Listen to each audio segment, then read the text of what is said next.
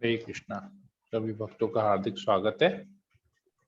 तो हम लोगों ने भगवान की कृपा से कल भक्ति वृक्ष का तीसरा मॉड्यूल स्टार्ट किया, कृष्ण साधक, और उसमें हम लोगों ने आइस ब्रेकर में सब भक्तों के मुखाबिन से सुना कि वो लोग कृष्ण साधक का ये जो बुक है उसमें लोग क्या क्या उपलब्धि के लिए उन्होंने सोचा है कि उनको क्या उपलब्धि होगी, कैसे उससे अपने उसको जीवन भक्ति में जीवन को और आगे बढ़ाएंगे। तो आज हम लोग इसके ऊपर जो चर्चा का विषय है उसके ऊपर हम लोग आज करेंगे फर्दर इस क्लास को। पहले अध्याय में भगवान चैतन्य महाप्रभु के बारे में यहाँ पर बताया गया है। महावदन्याय अवतार है। तो यहाँ से हम लोग इसको रीडिंग करते हैं। तो रीडिंग करने से पहले हम लोग मंगलाचरण कर लेते हैं।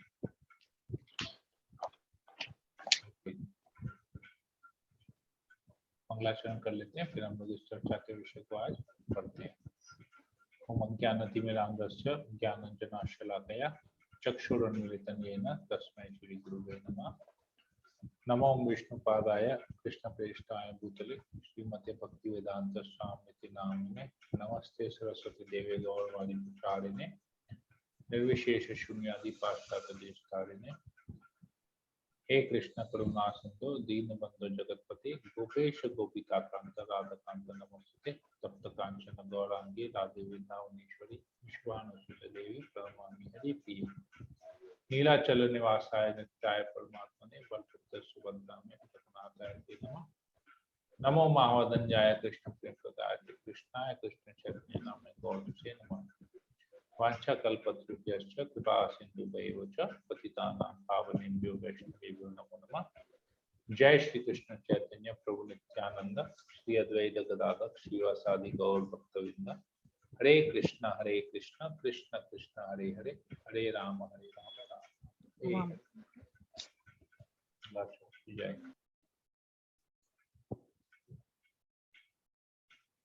ओके, तो आप लोग में से कोई इसको पढ़ लेगा। यह विश्व में आध्यात्मिक वातावरण का निर्माण करता है। हरे कृष्णा प्रभु जी, धन्यवाद, प्रणाम। पढ़ लूं प्रभु? हाँ, पढ़ लीजिए।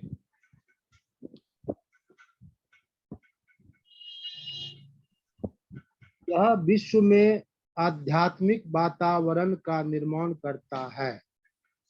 जब भी दिव्य लोक की कथाओं की चर्चा चलती है, श्रोतागण भले ही क्षण भर के लिए क्यों न हो समस्त भौतिक तृष्णाएं भूल जाते हैं। यही नहीं, आगे से वे एक दूसरे से न तो बैर करते हैं, न किसी कुंठा से या भय से ग्रस्त होते हैं। वैकुंठ का अर्थ है कुंठा से रहित और भौतिक जगत का अर्थ है कुंठा से पूर्ण। जैसा कि प्रहलाद महाराज ने कहे हैं, सदा समुद विघ्न ध्यास सदग्रहात्। जिन जीव आत्माओं ने इस जगत को अपना आवास बनाया है, वे सदैव कुंठा से भरे रहते हैं।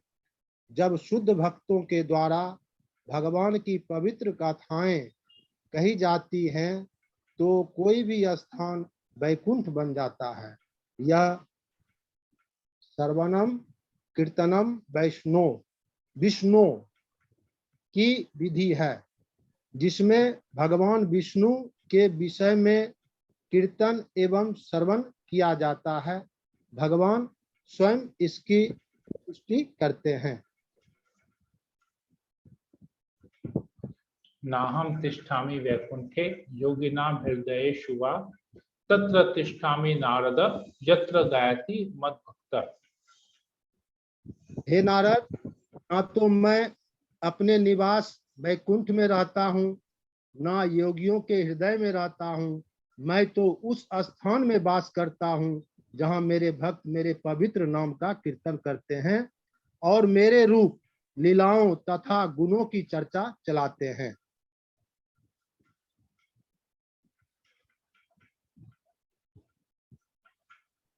दिव्य उच्चारण में भगवान की उपस्थिति के कारण वैकुंठ लोक का वातावरण पैदा होता है। यह वातावरण भय तथा कुंठा से मुक्त होता है। इसमें एक जीव दूसरे जीव से डरता नहीं, भगवान के पवित्र नाम तथा गुण के श्रवण से मनुष्य पुण्य कर्म करने लगता है। श्रवताम स्वकथा कृष्ण पुण्य श्रवण कीर्तनम। भागवत पहला स्कंद दूसरा अध्याय श्लोक नंबर 17। इस प्रकार उसकी भौतिक तृष्णाएं तुरंत समाप्त हो जाती है। कृष्ण भावनामृत संघ द्वारा चलाया गया यह स्वकीर्तन आंदोलन वैकुंठ की सृष्टि करने के लिए है, जहां कोई कुंठा नहीं है। इसकी विधि है सर्वनम कीर्तनम विष्णु द्वारा सारे संसार में प्रचार। भौतिक जगत में प्रत्येक व्यक्ति अपने संगी से द्वेष करता है। जब तक मानव समाज में हरे कृष्ण महामंत्र हरे कृष्ण कृष्ण कृष्ण हरे हरे हरे राम राम राम हरे हरे का संकीर्तन नहीं होता, तब तक उसमें वास्तविक विद्वेष बना रहता है। चर्चा करें। वन, भौतिक वातावरण और वैकुंठ लोक के वातावरण में क्या अंतर है? दूसरा, जप करने से वातावरण पर क्या प्रभाव पड़ता है? हम आशा करते हैं कि आप हमारे जप के सत्र में भगवान की उपस्थिति का अनुभव करते हैं। तो आइए अब जप करें। हरे कृष्णा प्रभु जी। हरे कृष्णा। तो भौतिक वातावरण और वैकुंठ लोक के वातावरण में क्या अंतर है? प्रभु जी बताए हम। हाँ माता जी बताइए। इसमें प्रभु जी बताया है कि वैकुंठ का अर्थ है कुंठा से रहित और भौतिक जगत का अर्थ है कुंठा से पूर्व। जैसा कि प्रहलाद महाराज ने कहा है कि जिन जीवात्माओं ने इस जगत को अपना ही आवास बनाया है, वे सदैव कुंठा से भरे रहते हैं। और जो शुद्ध भक्त के द्वारा भगवान की पवित्र गाथाएं गाते हैं या कहते हैं, जो तो कोई भी स्थान वैकुंठ बन जाता है। ओके। हरे कृष्णा प्रभु जी। हरे कृष्णा। तो इसमें एक आता है कि जिसने भौतिक जगत को अपना आवास बना लिया है, तो आवास बना लिए तो क्यों जो है कुंठा में रहता है, क्यों एंग्जाइटी में रहता है, क्यों परेशानी में घिरा रहता है? ऐसा क्यों होता है जिसने इस भौतिक जगत को अपना आवास क्योंकि प्रभु जी वो अपने इच्छाओं पूर्ति में लगा रहता है और वो भगवान की शरण में नहीं जाता है और अपने जो भी चीजें ग्रहण करता है वो भगवान को समर्पण नहीं करता है। इसलिए प्रभु जी वो कुंठा से रहित रहता है और भय से रहित रहता है प्रभु जी। तो अगर हम कुंठा से अगर भरा हम रहता है और भय अगर से हम रहता है। भगवान के प्रति शरणागत नहीं होंगे तो हम कुंठा में रहेंगे क्या? कहने का मतलब ये है? नहीं प्रभु जी, जो भगवान की शरण में नहीं जाते हैं वही कुंठा में रहते हैं प्रभु। वही मैं बोल रहा हूँ, अगर हम लोग भगवान के प्रति शरणागत नहीं होते तो मतलब हम कुंठा में हैं, कुंठा में रहते हैं और भय में रहते हैं। तो कितने लोग ऐसे हैं जो लोग मांस मदिरा का वो करते हैं, सेवन करते हैं और आनंद में रहते हैं, उनको लगता है वो लोग आनंद में हैं। ऐसा है क्या? वो लोग कुंठा में तो नहीं लगते हैं, उनको तो लगता है कि हम परम आनंद का अनुभव कर रहे हैं। ऐसा है? आप देखें हैं कभी लोगों को जो मांस मदिरा, मतलब कोई पार्टी में जाइए, किसी कॉकटेल पार्टी में जाइए या किसी डीजे नाइट में जाइए या कोई आपका कोई एंगेजमेंट फंक्शन जहाँ पर डीजे वीजे चल रहा हो, तो वहां पर लोग कैसे डांस करते हैं, हाथ में ग्लास लेके और फिर उधर मांस का भी सेवन करते हैं, तो कितने खुश रहते हैं वो लोग। तो लोग तो कुंठा में लगते नहीं है। देखा है आपने? मूवी में देखते हैं ना कैसे लोग नाइट क्लब में डांस वांस ये वो करते हैं, तो उनको देखने से तो नहीं लगता लोग कुंठा में, लोग तो भगवान के प्रति शरणागत नहीं है लेकिन कुंठा में भी नहीं है। ऐसा है, ऐसा है कि नहीं है? सब लोगों से ओपन क्वेश्चन है मेरा ये। यस प्रभु, उनको देख के लगता नहीं है उनको किसी प्रकार का मतलब भय या प्रॉब्लम है। प्रॉब्लम है। ओके, पर वो लोग, पर क्या उनको वाकई में मतलब देख के नहीं लगता, पर क्या उनको प्रॉब्लम है कि नहीं है? प्रॉब्लम तो जरूर होगा ही प्रभु, because everybody has problems in life, but problem तो है प्रभु जी, क्योंकि वो लोग भगवान को भूल गए हैं प्रभु जी, इसलिए वो अपने आप को स्वामी समझने लगते हैं, तो वो वही लोग ऐसे होते हैं प्रभु जी। थोड़ा सा और इसको सिंपल वे में समझते हैं, और थोड़ा सा उसको सिंपल सिंपल सिंपल करना है, इसको सिंपल कॉम्प्लेक्स नहीं, सिंपल करना है। हरे कृष्ण प्रभु लोग, हाँ यस, लीलावती मोहिनी माता जी। किसी किसी को लगता है कि एक्चुअली कोई कोई अभी भी सफर नहीं कर रहा है, क्योंकि किसी किसी को अभी भी पुण्य का फल मिल रहा है पूर्व जन्म का, इसलिए किसी किसी को लगा नहीं, पर कोई ऐसा भी है पीते हैं दुख मिटाने के लिए, ऐसे भी है। ओके, ठीक है, वेरी गुड। और कोई कुछ बोलना चाहेगा इसमें? मैं एक छोटा सा आपको उदाहरण देता हूं जो मेरे साथ हुआ है, मेरे व्यक्तिगत जीवन का एक उदाहरण देता हूं। इस उदाहरण से शायद आप लोग समझ जाएं। एक बार मैं अपने ससुराल में गया था अहमदाबाद में, तो मेरी वाइफ की कजिन सिस्टर है, उसको मूवी जाना था देखने के लिए, तो उसने मुझे भी बोला कि जीजाजी चलिए मूवी चलते हैं देखने के लिए। मैं बोला मूवी क्यों देखते हैं? बोले एंटरटेनमेंट के लिए मूवी देखते हैं। तो मैंने बोला मतलब लाइफ बहुत बोरिंग है इसलिए आपको एंटरटेनमेंट चाहिए? तो बोले नहीं ऐसी बात तो नहीं है, हमारी लाइफ तो बोरिंग नहीं है। हम बोले जब लाइफ बोरिंग नहीं है तो फिर तो एंटरटेनमेंट की जरूरत क्या है उसमें? मैं you are already entertained, life is full of entertainment. तो आप जिस भी परिस्थिति में उसमें आप ऑलरेडी एंटरटेन हैं, आपको अलग से एंटरटेनमेंट के लिए कुछ प्रयास करने का जरूरत नहीं है, राइट?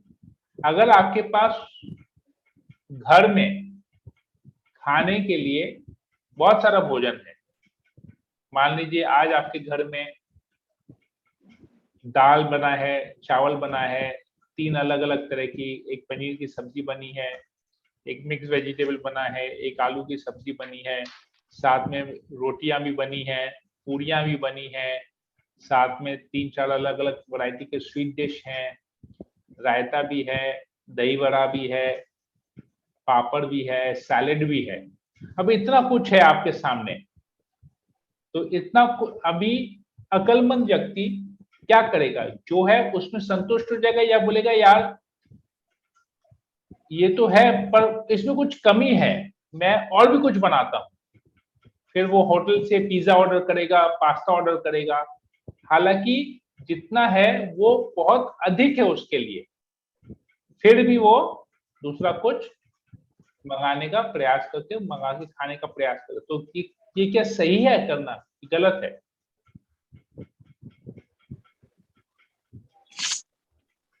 गलत है। तो वैसे ही जिस व्यक्ति जो आनंद में है, मतलब ये तो उसको अब जितना उसके पास टेबल में है उससे उसका भूख मिट जाएगा, आराम से मिट जाएगा। इनफैक्ट बहुत कुछ बचेगा भी, पूरा खा भी नहीं पाएगा, उससे वो खा के वो तृप्त हो जाएगा। मतलब ही हैज सफिशिएंट, उसके पास सफिशिएंट चीजें हैं जिससे वो उसकी इंद्रियां तृप्त हो जाएंगी, मतलब वो आनंद में आ जाएगा।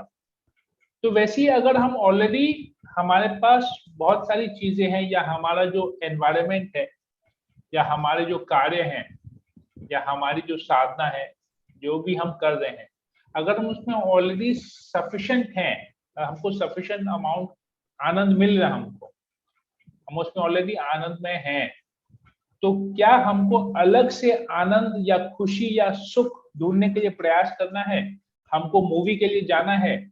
हमको किसी डीजे नाइट में जाने का जरूरत है? नहीं है। तो वो सब जगह में कौन जा रहे हैं?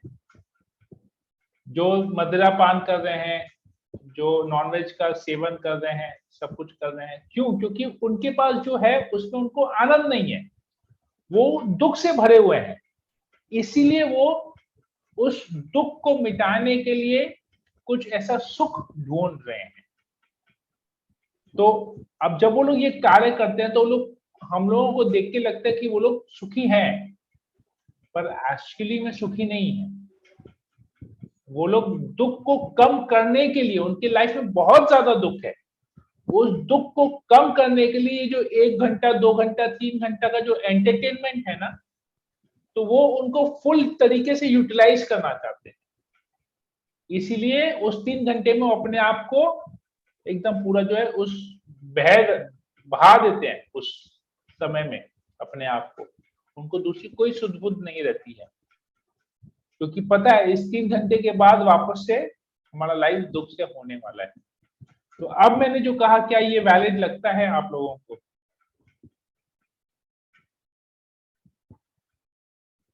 मैंने जो अभी ये एग्जाम्पल देख के आप लोगों को समझा, क्या ये सही है? कितनों को लगता है ये एग्जाम्पल सही है? कितनों को लगता है कि नहीं ये प्रभु जी 50-50? हाँ, 50-50 है। ओके, ठीक। और कितनों को लगता है कि नहीं ये गलत है? कितनों को लगता है सही है? कितनों को लगता है 50-50 है? नहीं प्रभु जी, हमको तो लगता है सही है एकदम। ओके, और किसको लगता है कि ये सही है या गलत है? सही है, सही है, सही है। ओके, और सुलेखा जैसल माता जी, आपको लगा 50-50 है? क्योंकि बहुत लोग शौक के लिए जाते हैं, अब बहुत लोग माता गम जी। भुलाने के लिए जाते हैं, बहुत जन शौक से जाते हैं प्रभु जी, और बहुत जन गम भुलाने के लिए जाते हैं। बहुत जन, मैं पहला बात नहीं समझा। 50-50 इसलिए बोले प्रभु जी कि बहुत जन शौक से जाते हैं, उनका शौक से रहता है। जाते हैं। हाँ, बहुत जन गम भुलाने के लिए जाते हैं, अपना तो दुख शौक भुलाने से के क्यों लिए जाते हैं? उनके पास जितने शौक हैं, क्या उससे उसकी पूर्ति नहीं हो रही है? तो वो और अलग से शौक पाल रहे हैं। प्रभु जी बहुत, हम मेरे घर में भी ऐसे है, इस वजह से हम बोले बहुत जने अपने आप को वाहवाही समझते हैं कि हम जाते हैं शौक से। देखिए, अब इसको और थोड़ा सा ऊपर लेते हैं, तो जितने शौक हैं ऑलरेडी, जितने शौक पाल के रखे हैं, उससे उनका संतुष्टि नहीं हो रहा है, इसलिए उन्होंने और भी शौक पाले हैं। अभी जैसे आपके सामने, जैसे मैंने वही दिया, दाल चावल सबको अच्छा लगता है खाना, पनीर का सब्जी सबको अच्छा लगता है खाना, पर इससे पेट नहीं भरता है, और भी कुछ चाहिए, और भी कुछ चाहिए। हालांकि ये सफिशिएंट है, दाल चावल खा खा के कितना खाएंगे, पनीर का सब्जी खा खा के कितना खाएंगे, सब कुछ है। फिर भी नॉन वेजिटेरियन का भी शौक पालेंगे, ये भी शौक पालेंगे, वो भी शौक पालेंगे, ये भी खाना है, वो भी खाना है, वो भी खाना है, वो भी खाना। हालांकि पचा नहीं पाएंगे, एक चम्मच 2 चम्मच ही खाएंगे, ज्यादा खाएंगे तो फिर वॉमिटिंग होगा, इनडाइजेशन होगा, पेट खराब होगा, बहुत कुछ हो सकता है। तो शौक तो है, शौक का तो कभी अंत नहीं हो, क्योंकि जो है उससे लग रहा है कि हमारी पूर्ति नहीं होती। इसको कहते हैं लालच, इसको शौक नहीं कहते हैं, इसको कहते हैं लालच। थोड़ा सा उसको समझने का प्रयास कीजिए, थोड़ा सा डीप समझने का प्रयास कीजिए, क्योंकि जो है उसको लग रहा है कि इससे तृप्ति नहीं है, उसलिए वो दूसरे शौक भी पाल रहा है। जरूरत नहीं है, जरूरत की चीज अगर मिल जाए ना, तो आपको शौक पालने की जरूरत नहीं है। अगर, क्योंकि हमको पता नहीं है कि हमारी जरूरत क्या है, हमको लगता है हमको ये चाहिए, पर क्या वो चाहत हमारी जरूरत है? आज हमको लगता है, आज हमको सांस लेने के लिए किस चीज की जरूरत है? ऑक्सीजन की, राइट? जरूरत किसकी है? ऑक्सीजन की जरूरत है ना, सांस लेने के लिए। यस प्रभु। अगर हम उस ऑक्सीजन के बदले में आपके सामने इस दुनिया का सबसे महंगे में महंगा परफ्यूम का बॉटल रख ले, 5,000, 10,000, 20,000, 25,000, 50,000 का परफ्यूम का बॉटल रख ले, तो क्या उससे आपकी जरूरत पूरी होगी? नहीं प्रभु, नहीं प्रभु। नहीं प्रभु जी, नहीं होगी। तो वो क्या कहलाएगा? जरूरत ना शौक। शौक। हाँ, तो जरूरत क्या है? तो हम लोग बहुत चीजों को शौक के बहाना देख के उसको बोलते हैं ये हमारी जरूरत है। जैसे कि सिगरेट पीना, अब सिगरेट पीना शौक है कि जरूरत है? लोगों ने स्टार्ट किया शौक से, लेकिन अब जो उनकी जरूरत पड़ गई, उसकी जरूरत बन गई है ना? लोग सिगरेट तो जरूरत से नहीं पीते हैं, शौक से पीते हैं, लेकिन शौक फिर जरूरत बन जाती है। क्यों? क्योंकि वो नशा बन जाता है। उसको लगता है कि सिगरेट के बगैर वो मर जाएगा अगर सिगरेट नहीं पिएगा तो, लेकिन सिगरेट पी के भी तो मर जाएगा। और उसको बहुत सारी बीमारियां हो जाएंगी। तो क्या कोई बच्चा जब उसका जन्म होता है क्या वो सिगरेट पीना स्टार्ट करता है? नहीं, वो कुछ एक उम्र में आके, कुछ ऐसी संगति में आके उसको कुछ खराब आदत, गलत आदतें लग जाती है, हालांकि उसको जरूरत नहीं है। जैसे चाय पीना, हम लोग शुरू में चाय पीना स्टार्ट करते हैं शौक से, जरूरत से नहीं, लेकिन जरूरत आगे चल के ये शौक जो जरूरत में बदल जाती है। क्यों? क्योंकि हम इसके प्रति इतना आसक्त हो जाते हैं, ये नशा बन जाता है। जैसे दूध, हमारा जब जन्म होता है तो हम दूध पीते हैं। क्यों? क्योंकि दूध हमारी जरूरत है। दूध में जो कैल्शियम है, उस कैल्शियम से हमारी हड्डियां मजबूत होती हैं। नवजात शिशु, उसका तो सब कुछ डेलिकेट रहता है, उसके बदन का हर एक अंग, उसका चमड़ी ले लीजिए, उसकी हड्डियां ले लीजिए, उसका दिमाग लीजिए, सब कुछ डेवलपिंग स्टेज पे है, तो उसको अत्यधिक पोषण चाहिए होता है। तो कोई हमको ऐसा बोले कि नया जन्म शिशु को हम चाय पिलाएंगे, दूध नहीं पिलाएंगे, माँ उसको चाय पिला रही है फीडर बॉटल में डाल के, दूध नहीं पिला रही है। क्यों? क्योंकि दूध उसकी जरूरत है, चाय जरूरत नहीं है। दूध जो जब नवजात शिशु की है तो और बड़ा होगा तभी भी तो दूध की तो आवश्यकता हमेशा ही रहती है। लोग क्या करते हैं, इस दूध की जरूरत को चाय के शौक में बदल देते हैं और फिर चाय को अपनी जरूरत बना देते हैं। सही है मैं जो कह रहा हूं वो सही है कि गलत है? सही है प्रभु सही है प्रभु जी, बिल्कुल 100%। तो सही है प्रभु। शौक जो है वो हमारी जरूरतें नहीं है। अगर हम ठीक से, अगर हम अपना दिमाग को कहीं पर फोकस करें, थोड़ा सा, हमारा दिमाग तो वैसे ही कलयुग के बद्ध जीव है, हम लोग दिमाग वैसे भी ज्यादा चलता नहीं है, लेकिन अगर हम लोग थोड़ा सा प्रयास करें तो हम अपने जीवन में हमारी क्या जरूरत है, क्या चीज हमारे लिए जरूरी है और क्या चीज हमको चाहिए, ये दो अलग बातें हैं। हमको किस चीज की जरूरत है और हमको क्या चाहिए, ये तो अलग बात है। तो जरूरत को अगर हम समझ जाएंगे ना तो फिर हमारी चाहत नहीं रहेगी। प्रॉब्लम ये है कि हम चाहत को जरूरत बना दिए, जरूरत को जरूरी नहीं समझते हैं, चाहत को जरूरत बना दिए हैं। इसीलिए हमारा जो लाइफ है वो कुंठा में है, वो कुंठा से भरा हुआ है, प्रॉब्लम से, टेंशन से, एंजाइटी से भरा हुआ है, क्योंकि हमने अपनी चाहत को जरूरत में बदल दिया। देखिए एक और मैं आपको एग्जांपल देता हूं कैसे ये हुआ है, ये कलयुग का कितना बड़ा प्रभाव है हमारे जीवन में। मैं जब स्कूल में नहीं सॉरी, जब कॉलेज में था, 98 की बात कर रहा हूं मैं।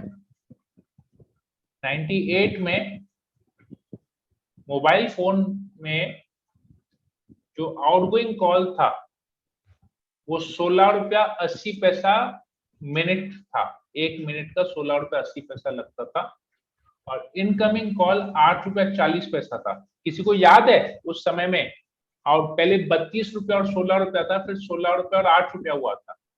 आउटगोइंग कॉल का रेट था और इनकमिंग कॉल का उसका आधा हुआ करता था। और तब समोसे का क्या दाम था, किसी को याद है?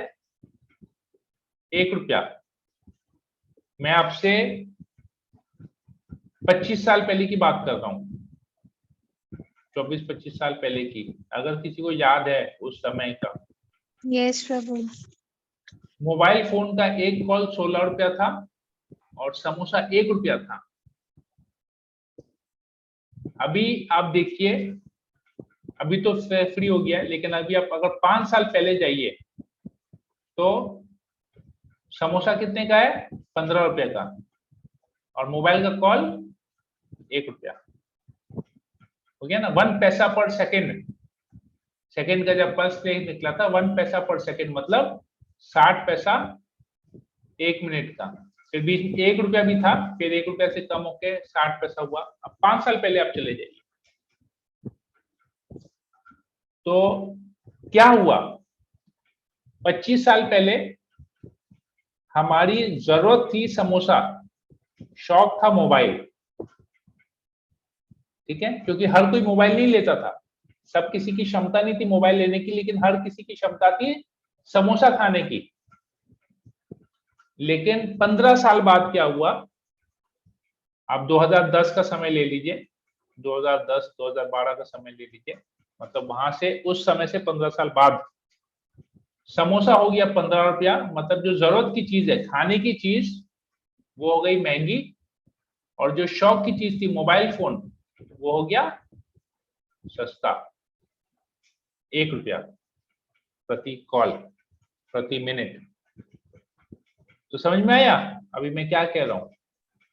हमने मोबाइल को अपनी जरूरत बना ली, शौक बन गया जरूरत, और जो जरूरी है वो बन गया शौक। अभी कितने लोग हैं जो रोज समोसा खाते हैं? 15 दिन 20 दिन में एक बार खाते हैं, तो शौक हो गया ना। लेकिन कितने जन है जो मोबाइल फोन दिन भर भी यूज करते हैं? तो सोचिए, ये कलयुग हमको क्या दिखा रहा है? हमारा जरूरत और हमारा शौक। तो जरूरत को शौक बना दिया गया और शौक को जरूरत बना दिया गया है, तो इसलिए कुंठा में है। अभी समोसा नहीं मिले तो चलेगा, लेकिन आधा घंटा मोबाइल फोन दूर रहे हमसे नहीं चलेगा। हम एंजाइटी में आ जाएंगे, कुंठा में आ जाएंगे। मोबाइल फोन हाथ से गिर जाए, समोसा हाथ से गिर जाएगा टेंशन नहीं है, लेकिन मोबाइल फोन हाथ से गिर गया तो टेंशन, इसका स्क्रीन तो नहीं टूट गया, और माइक्रोफोन तो खराब नहीं हो गया, ईयरफोन तो खराब नहीं हो गया है। अभी समझ में आ रहा है मैं क्या बोल रहा हूं? जी प्रभु जी। यस प्रभु। ओके, सुलेखा जैसल माता जी, अभी आप बताइए हाँ, क्या है? नहीं 50-50? प्रभु जी, हाँ, नहीं 50-50 नहीं सर, 50-50 है अभी भी? नहीं अभी भी 50-50 है? नहीं है ना? तो नहीं नहीं ओके, ठीक है। नहीं, बहुत अच्छा समझा दिए प्रभु जी। तो अभी दूसरा प्रश्न है, जप करने से वातावरण पर क्या प्रभाव पड़ता है? जप करने से क्या प्रभाव पड़ता है वातावरण पे?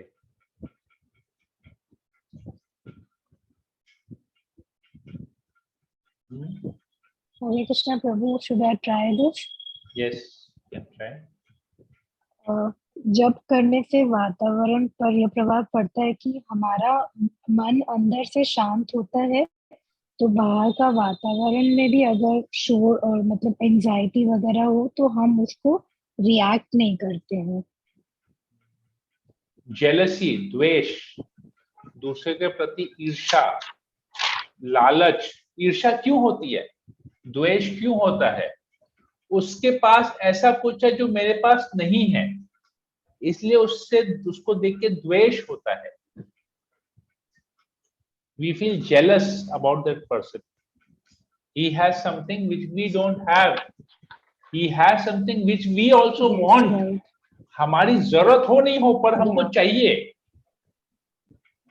प्रॉब्लम यहीं पर आता है, द्वेष यहीं पर ही आता है। देखिए सारा बात इंटरकनेक्टेड है। हमको अगर पता चल जाए हमारी क्या जरूरत है और हमको क्या चाहिए, अगर इसमें हमने भेद कर लिया, फिर हमारे अंदर से द्वेष खत्म हो जाएगा। क्योंकि आज उसके पास अगर इतना कुछ है तो हमको भी वैसा उसके जैसा बनना है। जब तक उसके जैसा नहीं बनेंगे उससे ईर्ष्या करेंगे, बनने के बाद भी ईर्ष्या रहेगी, ईगो रहेगा ना, ईगो क्लैश रहेगा। परंतु जब हम हरिनाम करेंगे, जब हम जप करेंगे, तो इस जप में हम क्या बनेंगे, हम स्वामित्व भाव को छोड़ के दास भाव में आ जाएंगे और अपने आप को सबसे तुच्छ समझेंगे और तुच्छ ही रहना पसंद करेंगे। नीचा समझेंगे, नीचा ही रहना पसंद करेंगे। दास समझेंगे, दास रहना पसंद करेंगे। अगर जप नहीं करेंगे, जो लोग भक्ति नहीं करते उनको देखिए आप, उनका स्वभाव सरल नहीं है। उनको बॉस बनना है, उनको कंट्रोलर बनना है। इसीलिए अभी देखिए ना, युद्ध हो रहा है ना, Russia wants to control Ukraine. रूस को यूक्रेन के ऊपर कब्जा चाहिए, वो उसका स्वामी बनना चाहता है। यही अगर रशिया को पता चले कि हमारा ये यूक्रेन भी अगर हम हासिल कर लेंगे तो 2, 4, 5 साल, 10 साल उसके बाद हमारे तो मृत्यु होने वाला है, कुछ काम नहीं आने वाला है हमको।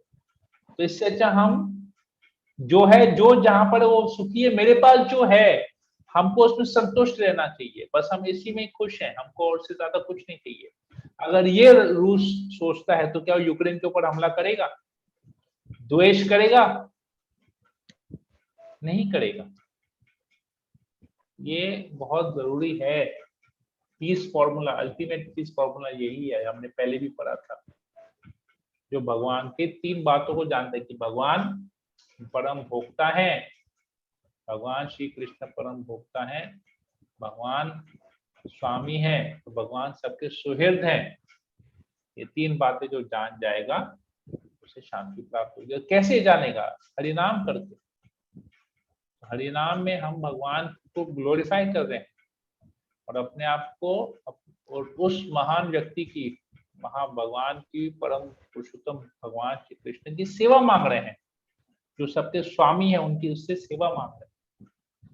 ये वातावरण पर उसका प्रभाव पड़ता है, शांत हो जाएगा वातावरण। हम तो शांत होंगे ही, सारा वातावरण भी उससे शांत हो जाएगा। हर एक व्यक्ति जब जप करेगा, सब अपने आप को गुरु भाई समझेगा, अपने आप को एक ही परिवार का, कृष्ण को स्वामी समझेगा, कृष्ण को पिता समझेगा, अपने आप को सब भाई समझेंगे, एक दूसरे के ब्रदर्स एंड सिस्टर्स। तो फिर कहीं लड़ाई होगा? कहीं लड़ाई नहीं होगा। सब सुखी सुखी अपना जीवन आनंद में, कृष्ण को खुश करना एकमात्र उनका उद्देश्य रहेगा। ठीक है, तो आई होप मैं इसको कर पाया ठीक से। इसको हम यहीं पर याद रखते हैं। अगर किसी को कोई प्रश्न है तो आप लोग पूछ सकते हैं, या कोई कमेंट है तो आप लोग कर सकते हैं। हरे कृष्णा प्रभु जी।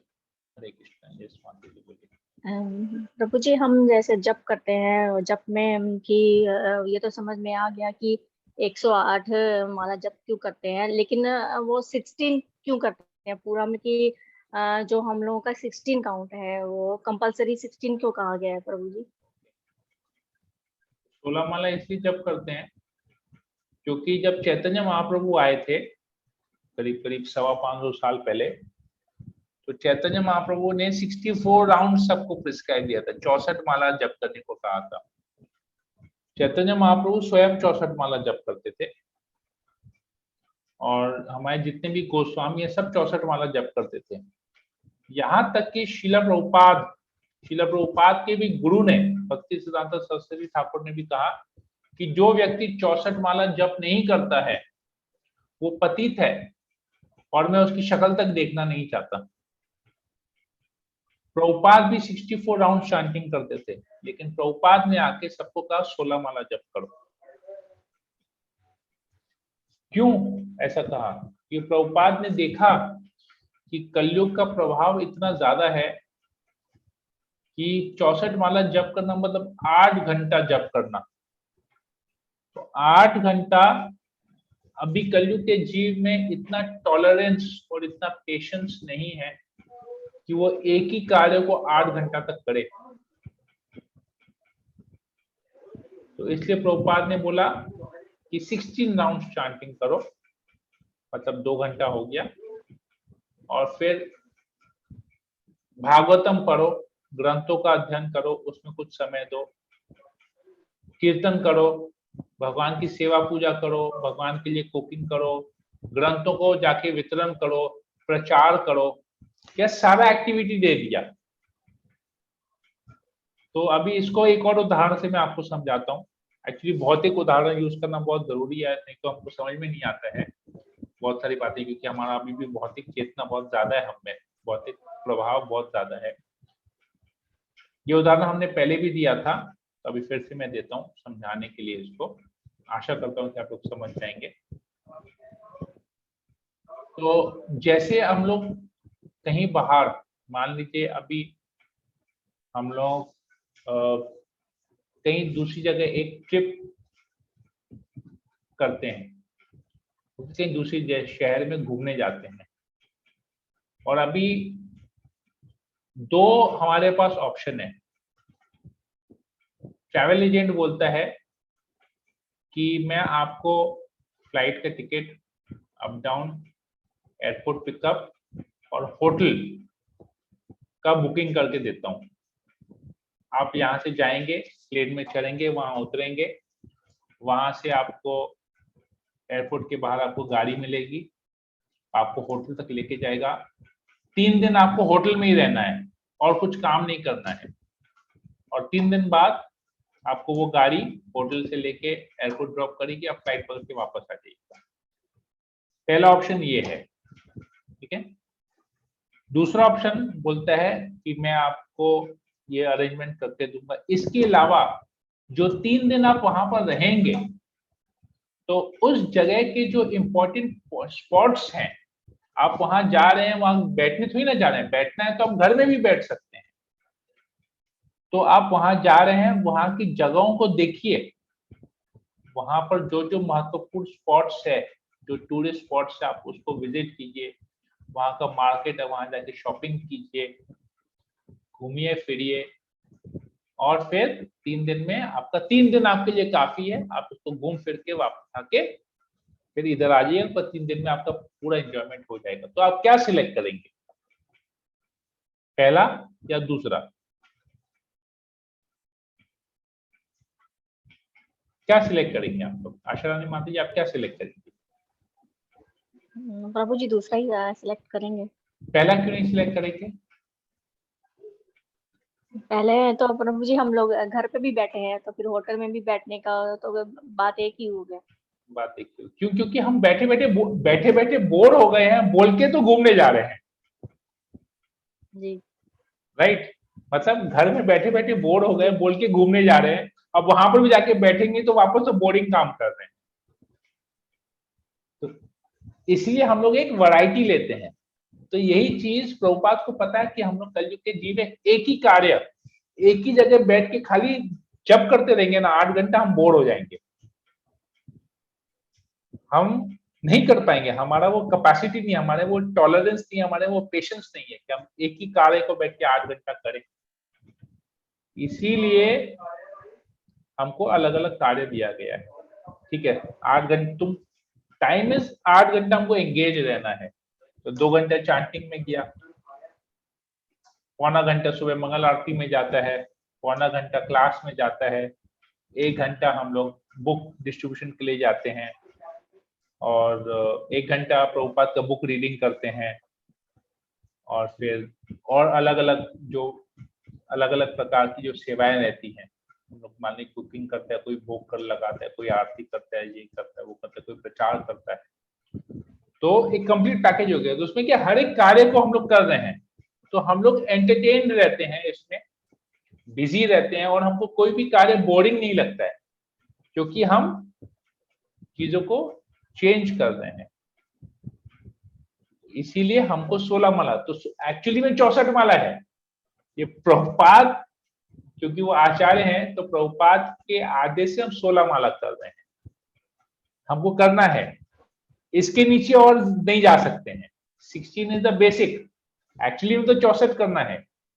चैतन्य महाप्रभु बोले 64 करना है, भगवान बोलते 64, प्रभुपाद के गुरु बोले 64, प्रभुपाद बोले 16 करो। तो सोचिए प्रभुपाद ने ऑलरेडी हमको 75% डिस्काउंट दे दिया है, 64 में से 16 करना है, मतलब 75% ऑलरेडी डिस्काउंट दे दिया है, 25% ही हमको बोला है करने के लिए। तो उस 25% में भी जो बोला है हम उसमें भी बार्गेनिंग करते हैं, 1 माला करेंगे, 2 माला करेंगे, 4 माला करेंगे, 8 माला करेंगे, 12 माला करेंगे, 16 नहीं करेंगे।